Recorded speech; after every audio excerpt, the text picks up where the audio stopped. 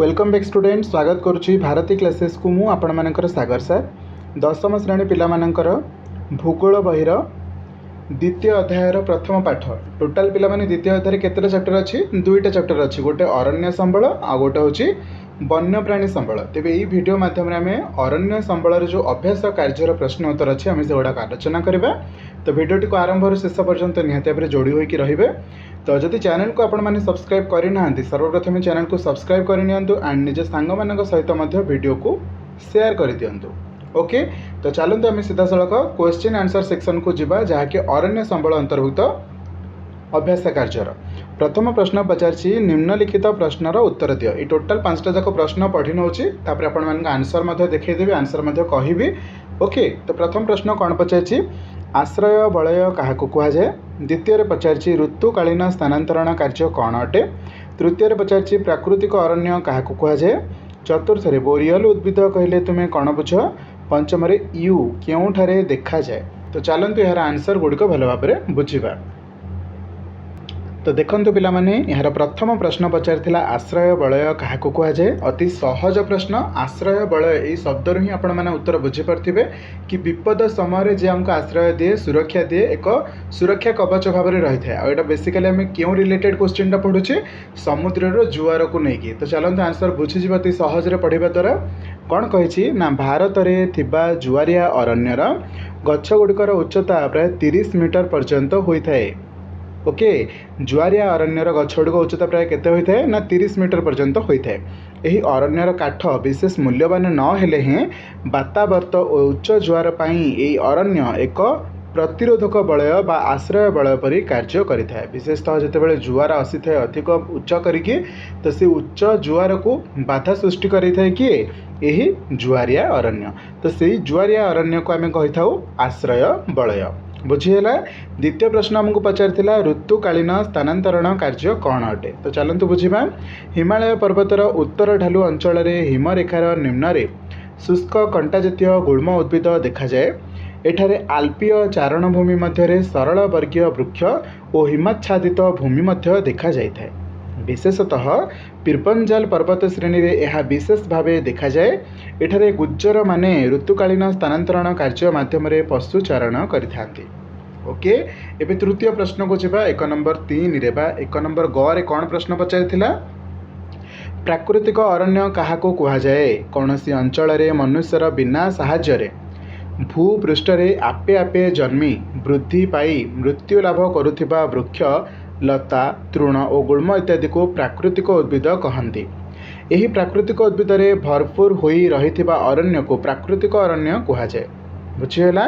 घ प्रश्न बोरियल उद्भिद कहले तुम्हें कौन बुझ। ये प्रश्नटा परीक्षा रे बारंबार आसे तो टिके भल भाव में मन रखिए। विदेशज उद्भिद मुख्यतः 2 प्रकार जमीती कि बोरियल उद्भिद आ गोटे हूँ उष्म क्रांतीय उद्भिद।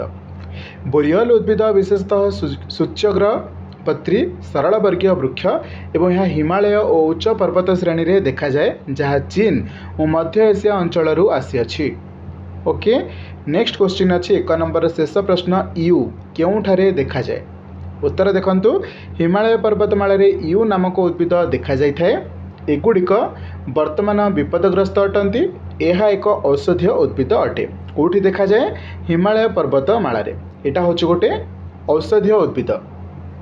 यू श्रेणीर उद्भिद हिमाचल प्रदेश और अरुणाचल प्रदेश रे देखा जाए। क्लियर अच्छे। 1 नंबर प्रश्न सबतक उत्तर पाईगल। एबे 2 नंबर प्रश्न को जीवा कौन पचार किसी पार्थक्य दर्शाओ प्रश्न रे पचार। प्रथम प्रश्न पचार जैवमंडल और परिसंस्था जैवमंडल एवं परिसंस्था मध्य पार्थक्य दर्शा। एबे हम जहाँ भी क्वेश्चन सब आलोचना करना एगुड़ा आपण जो अभ्यास प्रश्न अच्छी से उत्तर। ओके, आपंकर जो अभ्यास कार्य अच्छे बहिर से। तो उत्तर लिखंतु भूमंडल 3 मुख्य मंडल अश्ममंडल बारीमंडल और वायुमंडल मिलन स्थल थिबा संकीर्ण मंडल जोठारे विभिन्न प्राकृतिक उद्भिद वन्यप्राणी मनुष्य और अणुजीव पारस्परिक क्रिया साधन करिथांती ताहाको जैवमंडल कहुए। ओके, ठीक से भाव में परिसंस्था जैवमंडल रे थिबा समस्त उद्भिद प्राणी और अणुजीव बंची रही परस्पर संपृक्त और निर्भरशील रही पारस्परिक सहावस्थान व्यवस्था को परिसंस्था कहुए। क्लियर अच्छी। दुई नंबर ख को जावा एटी कौन पचार पार्थक्य दस्तार संरक्षित अरण्य सुरक्षित अरण्य। तो संरक्षित अरण्य को प्रथम बुझा संरक्षित अरण्य सरकार प्रत्यक्ष तत्वावधान में रही है यह संरक्षण करके रखा जाए एथिरू काष्ठ माने काठ संग्रह तथा पशुचारण पर साधारण जनता को अनुमति मिली न थाए यहाँ सरकार द्वारा संरक्षित करके रखा जाए। ए प्रकार अरण्यर आयतन समुदाय अरण्य आयतनर प्राय 53% आम पूरा भारत में जी शतांश जी माने कौन अरण्य अच्छी जंगल अच्छी से भितर 53% हूँ कौन संरक्षित अरण्य माने सरकार सुरक्षा प्रदान करती। नेक्स्ट हूँ सुरक्षित अरण्य। सुरक्षित अरण्य सरकार तत्वावधान में थिले साधारण जनता को काठ संग्रह पशुचारण पर अनुमति मिली है।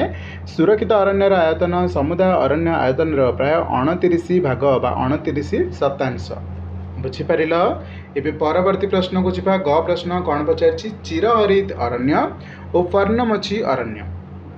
ओके चिरहरित माने सबुबेले सबुज रंग रही हरित माने कौन सबुज रंग चिर माने सबुदिन सबुबेले सबुज रंग थिबा अरण्य माने पत्र सबुबेले सबुज रंग थिबो। तो बुझिबा वार्षिक हाराहारी 250 सेंटीमीटर रु अधिक वृष्टिपात हेउथिबा अंचल रे चिरहरित अरण्य देखा जाए। एही अरण्य रे वृक्ष गुड़िक अधिक उच्चा होई घंच भाव में बढ़ी थांती। एही अरण्यर वृक्ष गुड़िक हेले श्वेत सेदार रोजवुड शिशु चंदन इत्यादि बुझीपार। नेक्स्ट अच्छी पर्णमोची अरण्य। वार्षिक हाराहारी 100 सेंटीमीटर रु 200 सेंटीमीटर मध्य वृष्टिपात हेउथिबा अंचल रे पर्णमोची अरण्य देखा जाए।